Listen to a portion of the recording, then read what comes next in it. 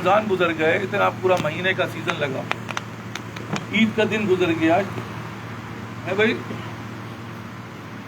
شوال کے روزے گزر گئے، اس کے بعد جو ہے قربانی کے، لیکن نہیں بدلاوا ہے تو صرف اس دین میں بدلاوا نظر نہیں آتا، جو جیسا ہے ویسے ہی ہے، بلکہ اللہ معاف کرے جو جیسا ہے ویسے میں بھی پیچھے چلا گیا۔ میں بار بار عرض کر رہا ہوں، یہ باتیں جو میں عرض کر رہا ہوں اصل میں زندگی کا جو بیسک چیز ہے وہ یہی ہے، جس کے بارے میں نبی صلی اللہ علیہ وسلم کی یہی سنت ہے، جس کا مفہوم ہے کہ مومن کا جو ہے وہ ایک پچھلا دن سے آج کا دن بہتر ہونا چاہیے۔ کیوں؟ اس لیے کہ جب تک یہ موازنہ نہیں ہوگا اس وقت تک ترقی نہیں ہوگی۔ تو ہم اور آپ کی کہاں یہ موازنہ ہے؟ کہاں یہ دیکھ رہے ہیں یار ہماری ترقی کن چیزوں پہ دار و مدار کن چیزوں پر ہے؟ ہماری ترقی کا دار و مدار کن چیزوں پر ہے؟ کوئی سنت کا اضافہ ہو گیا ہو، کوئی اللہ سے رغبت بڑھ گئی ہو، کوئی مسجد سے تعلق جو ہے وہ بڑھ گیا ہو، 1 منٹ ہی صحیح، 2 منٹ ہی صحیح، لیکن اللہ ماشاء اللہ باقی کا رجحان وہی چل رہا ہے۔ وہ چل نہیں رہا بلکہ یہ من جانب اللہ ہے۔ کیوں؟ کمائی نہیں ہوئی تو کرو گے کیسے؟ دل کے اندر اس بات کا جذبہ ہی پیدا نہیں ہوا، دل کے اندر اس بات کی طلب ہی پیدا نہیں ہوئی، تڑپ ہی پیدا نہیں ہوئی جو من جانب اللہ ملتی ہے۔ دنیا تو ایک ایسی چیز ہے جس کو ہم اللہ تعالیٰ کہتے ہیں کہ تو ایک لعنت کی چیز ہے۔ دنیا کے معاملات میں کوئی رکاوٹ نہیں ہے بلکہ سپورٹ ہے۔ وہی شیطان دنیا کے معاملات میں سپورٹ کرتا ہے،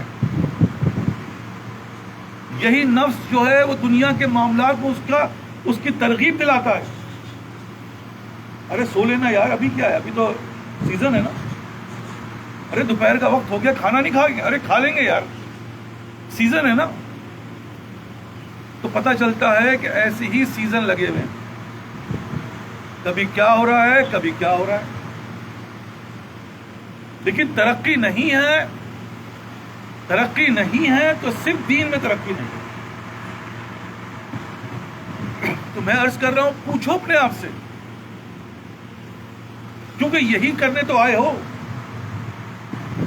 جیسے جیسے دنیا آگے بڑھ رہی ہے، ہماری موت قریب آ رہی ہے، ہم دنیا کی لعنت میں پھنستے جا رہے ہیں۔ جس سے بھی پوچھو حضرت وقت نہیں ہے، کس چیز کے لیے وقت نہیں ہے؟ جس چیز کو بنانے آئے تھے اسی کے لیے وقت نہیں ہے، جس چیز پہ کام کرنے آئے تھے اسی کے لیے وقت نہیں ہے۔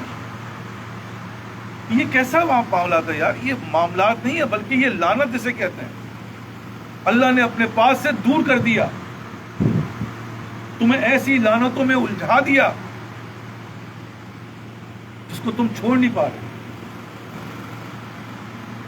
تو اگر آج ہم نے ان باتوں کو نہیں سمجھا تو کس دن کا انتظار ہے؟ موت قریب آ چکی ہے، اور اتنی قریب آ چکی ہے کہ خدا نہ کرے کل میزائل آئے اور کیا تباہ ہو جائے کچھ پتہ نہیں، اتنے قریب ہے موت۔ پوری دنیا یہی تبصرہ کر رہی ہے کہ بھائی اب تو نمبر جو ہے وہ پاکستان کا ہے۔ کیوں؟ مطلب تبصرہ کا جا کے دیکھو جہاں پہ بمباری ہوئی ہے، وہاں کے مکانات کو دیکھ لو، وہاں کے لوگوں کو دیکھ لو، جو کچھ گھنٹے پہلے تو بڑے ہی پر رونق تھے اور آج کہانی ختم ہو گئی۔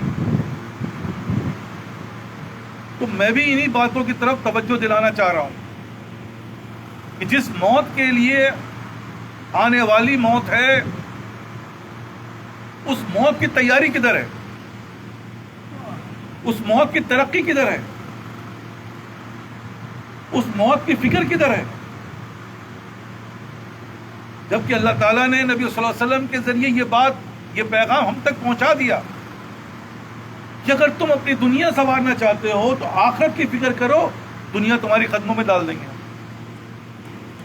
ارے بھائی یہ کیسے؟ صحابہ کی زندگی دیکھ لیں، صحابہ نے آخرت کی فکر کی، اور اللہ تعالیٰ نے اتنا دیا کہ آپ اور ہم سوچ نہیں سکتے کہ زکوٰۃ لینے والا کوئی نہیں تھا.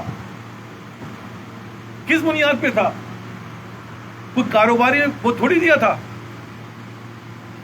کوئی ڈیم تھوڑی بنوایا تھا، کوئی فرنچائز تھوڑی کیا تھا. ان کو آخرت کی فکر دلائی تھی، کیونکہ فارمولہ یہی ہے کہ تم آخرت کی فکر کرو، دنیا کی فکر ہم کریں گے تمہاری. ہم دنیا کی فکر میں لگ گئے. ہر آدمی اسی فکر میں مر رہا ہے کہ کہاں سے کھائیں گے، کیسے چلے گا، کیسے پورا ہوگا. اللہ کہہ رہا ہے بھائی یہ تو میں دیتا ہوں. اللہ کی فکریں ہم نے لے لی. اتنی بڑی لعنت. ایک آدمی سے 10 کلو وزن نہیں اٹھتا ہے، وہ 100 کلو اٹھائے گھوم رہا ہے.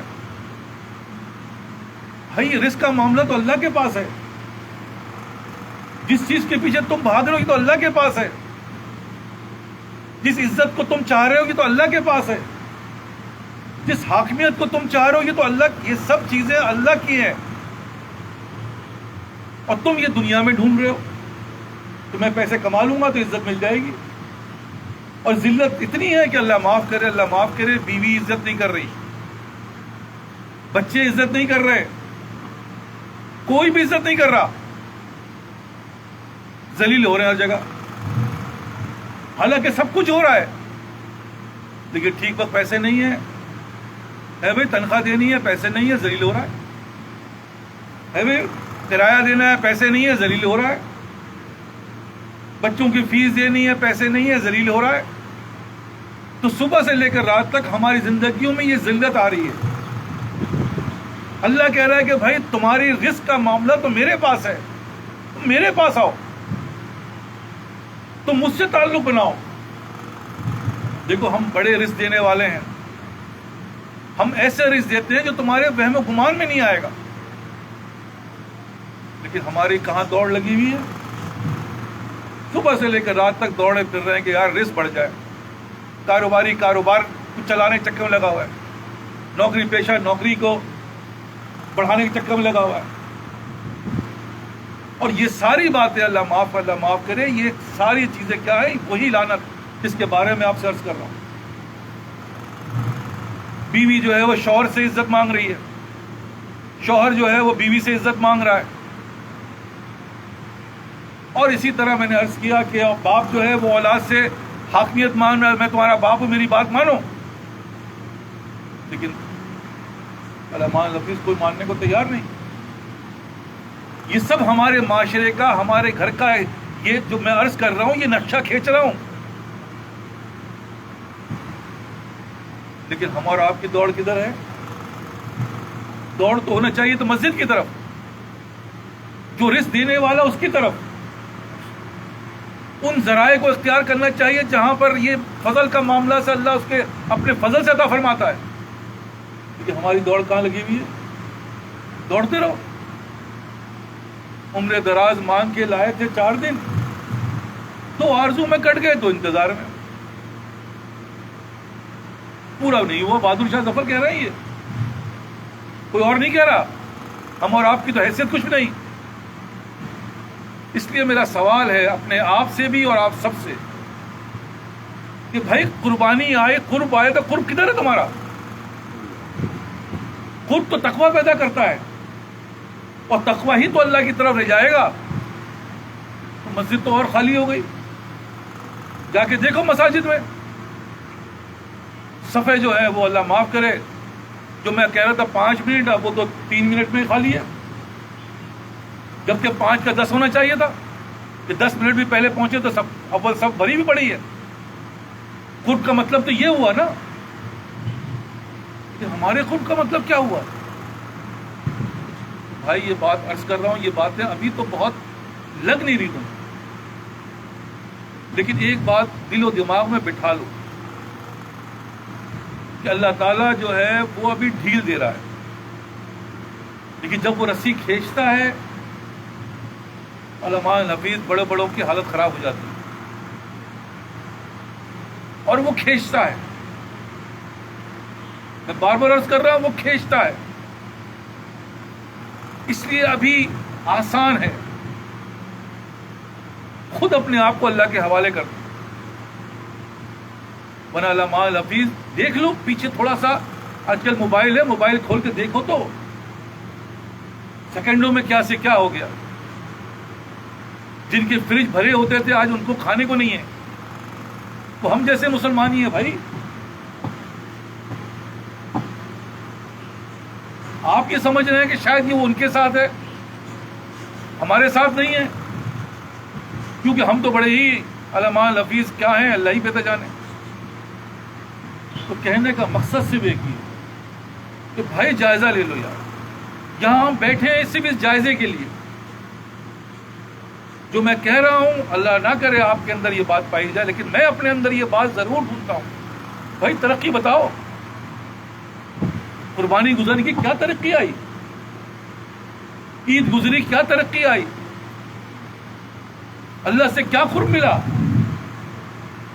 تو پتہ چلتا ہے کہ صاحب قرب نہیں ملا بلکہ علامہ حفیظ لعنت ملی.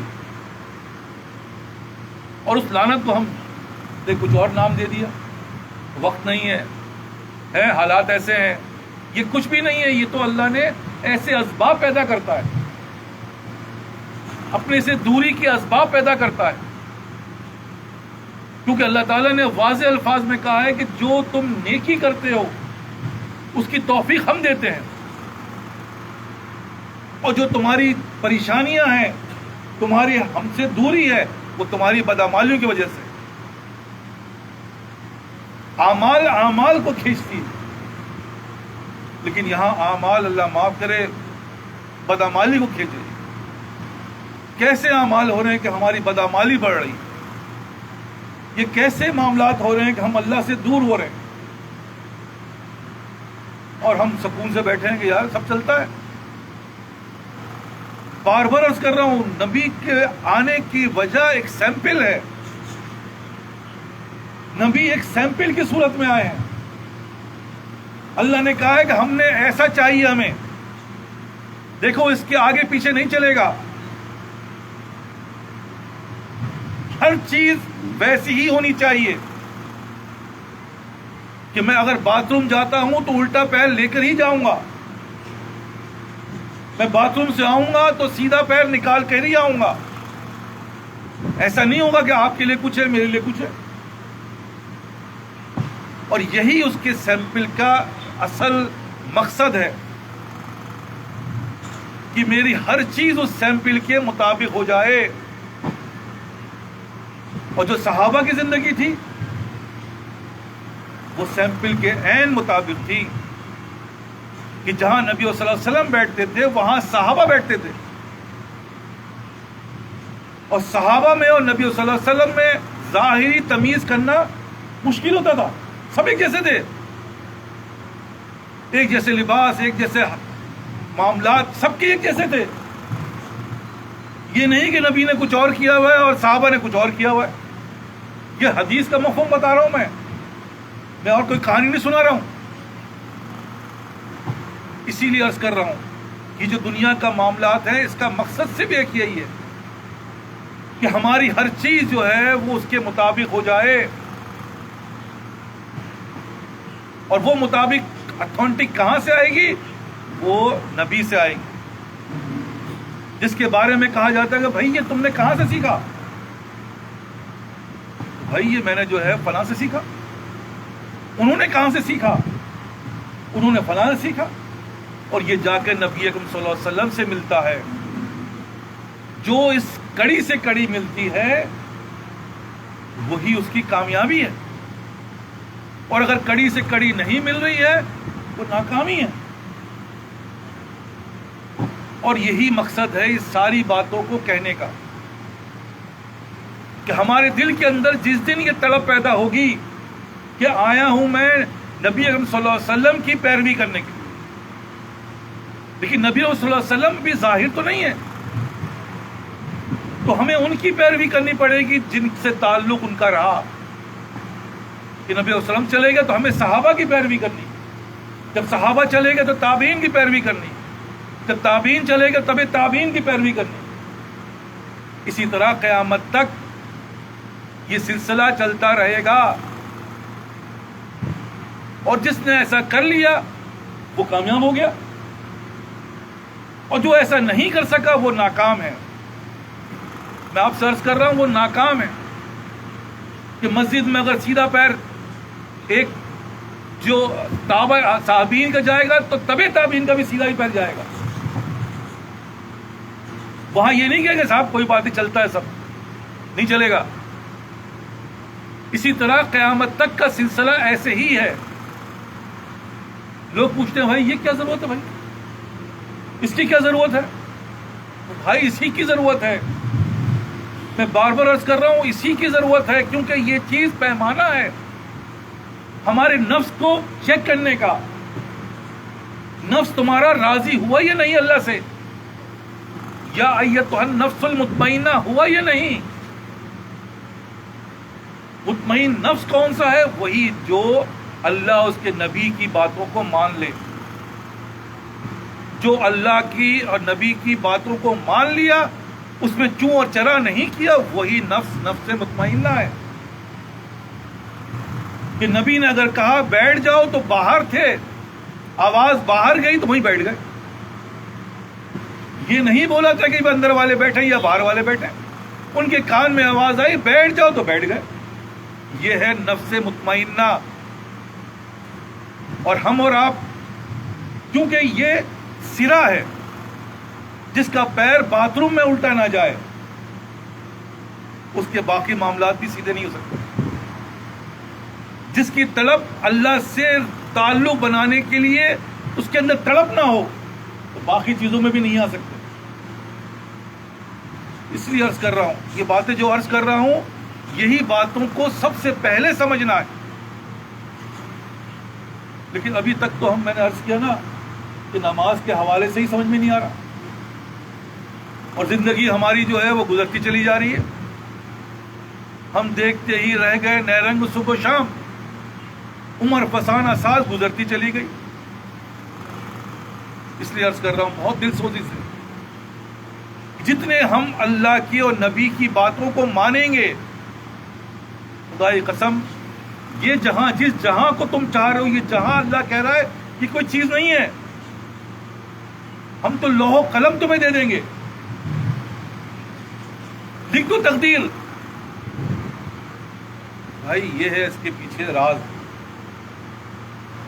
اس لیے ہم سب نے ایک ہی منبع ہے ہمارا، وہ ہے اللہ۔ ایک ہی نبی ہے ہمارے، وہ ہے نبی اکرم صلی اللہ علیہ وسلم، اور کوئی دوسری چیز نہیں ہے۔ ہمیں اپنے آپ کو اس کے مطابق ڈھالنا پڑے گا، لیکن اس ڈھالنے کے لیے رکاوٹ تمہارا نفس ہے۔ شیطان کے بارے میں بولتے ہیں کہ شیطان کو کس نے بہکایا؟ شیطان تو بھائی بعد میں بنا ہے، شیطان بھی تو اللہ کی حکم کی اس نے بات نہیں مانی، تو اس وقت اس کے پاس کون سی ایسی چیز تھی؟ تو یہی نفس تھا اس کا، جو ہمارے اندر فٹ ہے۔ نفس جو ہمارے آستین کا سانپ ہے، جو ہماری ہی متعلقین کے روپ میں ہے، وہ بچے کی صورت میں ہے، وہ بیوی کی صورت میں ہے، وہ ہمارے جسم کی صورت میں ہے، ہمارے خواہشات کی صورت میں ہے۔ یہ وہ صورتیں ہیں جو میں بار بار عرض کر رہا ہوں، یہ نفس جو ہے یہی تو دشمن ہے۔ اس نفسی کا تو مقابلہ کرنا ہے، تو کیسے کرو گے؟ سوال ہے کیسے کرو گے؟ ہر آدمی تیار ہے کرنے کے لیے، بھائی طریقہ پتا ہے؟ جواب ہوتا ہے نہیں بھائی، کوئی چیز کا، ہر چیز کا کوئی طریقہ ہے۔ اس نفس کو اللہ کی بات کو ماننے کے لیے راضی کرنے کا طریقہ کیا ہے؟ تو اللہ ہی تعالیٰ بتا رہے ہیں، کونوا مع صادقین، نیک لوگوں کے ساتھ ہو جاؤ۔ جس دور کے اندر جو نیک لوگ ہیں، جنہوں نے اپنے نفس کو اللہ کی طرف موڑ دیا، آپ ان کے ساتھ ہو جاؤ، آپ بچ جاؤ گے۔ نفس تمہارا مان لے گا، ورنہ کبھی نہیں مانے گا۔ اور اسی طرح ہماری موت آ جائے گی. اور جو بچہ آج بچہ ہے، جوان ہے، وہ کل جو بوڑھا ہوگا اسی پریشانی اس کی بڑھتی چلی جائے گی، اور ایسی بڑھ جائے گی تو ہم اندر بیٹھے ہوئے پوچھ لو، ہر آدمی پریشان ہے. اس سے پوچھو تو بھائی پریشانی کس بات کی ہے؟ تو کوئی کہے گا بیماری کی ہے، کوئی کہے گا کہ معاش کی ہے، کوئی کہے گا کہ بیوی نہیں سن رہی، حالات فیوریبل نہیں ہیں. ہر آدمی پریشان ہے. کیوں پریشان ہے؟ اس لیے کہ ہماری فکریں، اللہ معاف کرے، اس لعنت کی طرف ڈائیورٹ ہیں. اللہ کی طرف سوچنے کا موقع ہی نہیں مل رہا، اللہ سے رجوع کرنے کا موقع ہی نہیں مل رہا، اور وقت ہی نہیں ہے. تو بھائی نماز 5 وقت کی مسجد میں پڑھ لو، وقت نہیں ہے. پوچھو تو کہنا وقت نہیں ہے.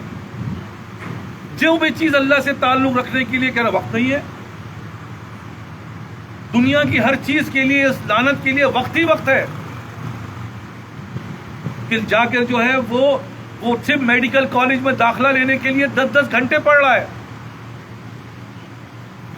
12 گھنٹے پڑھ رہا ہے کہ میڈیکل کالج میں داخلہ ہو جائے بس.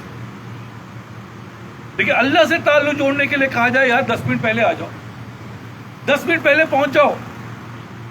کسی کے پاس وقت نہیں، الا ماشاء اللہ، وقت ہی نہیں ہے.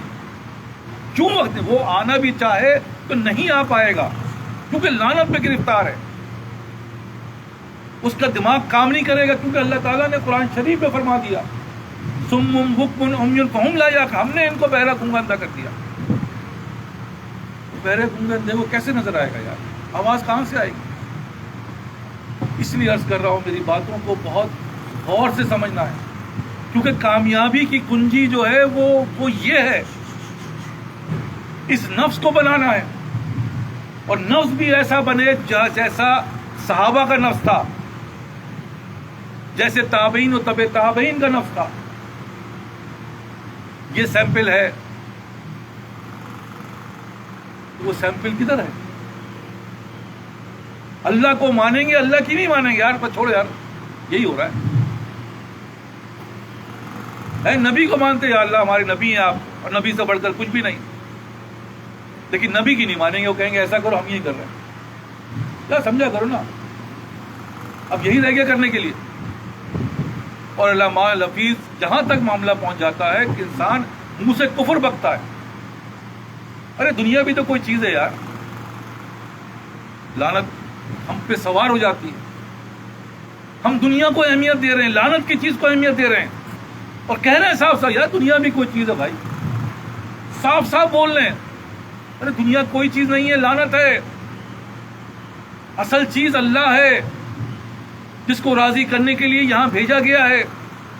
اور نہیں کرو گے تو وہ پرنسپل یا پتہ نہیں وائس چانسلر یا کیا جامشورا یونیورسٹی، اس کا والد جو تھے بچوں کے، وہ لیکن دیا تعلیم دنیا کی، مال کمانے کی. تو مال کے آگے سب ختم، مال کی فکروں میں بھاگ رہے ہیں. اللہ نے ایسی لعنت مبتلا کر دیا کہ اس حال میں موت آئی. یہی عرض کر رہا ہوں کہ ہم بھی بچیں گے نہیں. یہ گناہ ایک ایسی لعنت ہوتی ہے جس کا وبال اللہ معاف کرے ایسا خطرناک ہوتا ہے کہ نسلیں تک روتی ہیں. یہ باتیں متنبع کر رہا ہوں، ابھی آسان ہے، کر لو، اللہ سے تعلق بنا لو. بھائی بہت زیادہ نہیں کر سکتے، کچھ تو ترقی بتاؤ. کچھ تو رمضان میں لاکھوں روپے تم نے قربانی میں لگا دیے، کوئی تو تبدیلی آئی ہوگی. تم اپنی تبدیلی خود ہی بتا دو چلو، ورنہ 20 جو تمہارے اندر خرابی ہے وہ میں بتا دیتا ہوں. میرے پاس آ جانا، میں بتا دوں گا. کیونکہ میں صبح سے لے کر رات تک یہی دیکھ رہا ہوں کہ میرے بچے ہیں یار، یہ کیا ترقی کر رہا ہے، اس کے اندر کوئی ترقی آ رہی ہے. یہ میرے متعلقین ہے، کیا ترقی آ رہی ہے؟ اللہ ماشاء اللہ میں نے کہا کہ ترقی پر ہے، لیکن میجورٹی تو اسی میں پھنسی ہوئی ہے. بھائی کس دن کا انتظار ہے؟ یہ تو وہ رحمت والے مہینے ہیں جس کے اندر اللہ تعالیٰ سارے گناہوں کو معاف کر دیتا ہے. کہ ہم پہ ایسی لعنت کیا لگی ہوئی ہے جو معافی نہیں ہو کے دے دی؟ اس لیے لمحہ فکریہ ہے.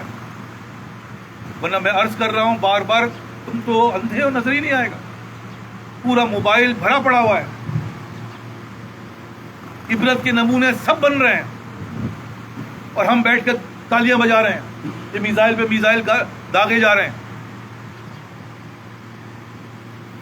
اور ہم اور آپ سمجھ رہے ہیں کہ شاید جیسے وہ پہلے سمجھ رہے تھے. اسرائیل والے یہ سمجھ رہے تھے ہمیں تو کوئی نہیں مار سکے گا. ایران والے یہ سمجھ رہے تھے بھائی ہمیں تو کچھ نہیں کر سکے گا. اسی طرح ہم بھی یہ سمجھ رہے ہیں، ارے یہ سب ان کے لیے ہے، ہمارے لیے تھوڑی ہے. دیکھیں اللہ کا جس دن FIR کٹ گئی، خدا کی قسم اٹھا کے لے جائیں گے، اٹھا کے لے جایا جائے گا جیسے دنیا میں اٹھا کے لے جاتے ہیں. سر FIR کٹی ہوئی ہے، نان بیلیبل ہے، بیل بھی نہیں ہو سکتی. اور اسی میں اللہ معاف کرے، اللہ معاف کرے. جا کے دیکھو تو ان گھروں کو کھنڈرات بن چکے ہیں. جس گھر کے لیے، جس بیوی کے لیے بچوں کو دیکھو جا کے بھیک مانگ رہے ہیں. یہ تو ہمارے لیے عبرت کا نمونہ ہے. اللہ بڑا رحیم ہے، غفور ہے. میں کب کہہ رہا ہوں نہیں ہے. تو وہاں کی غفوری اور رحیمی کدھر گئی؟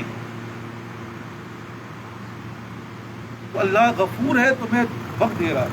ہوش میں آ جاؤ، ہوش میں آ جاؤ. دیکھو وقت ہے ابھی. یہ رحیمی ہے اس کی.